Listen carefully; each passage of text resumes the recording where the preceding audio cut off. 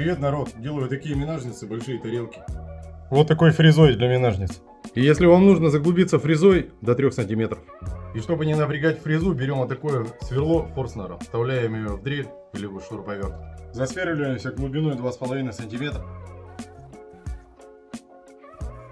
Получается это примерно вот так. Теперь фрезером можно заглубиться на полную глубину 3 сантиметра. Так фрезер особо не будет напрягаться, ну и соответственно вы. Ставь лайк, если было полезно. Подойдет начинающим мастерам.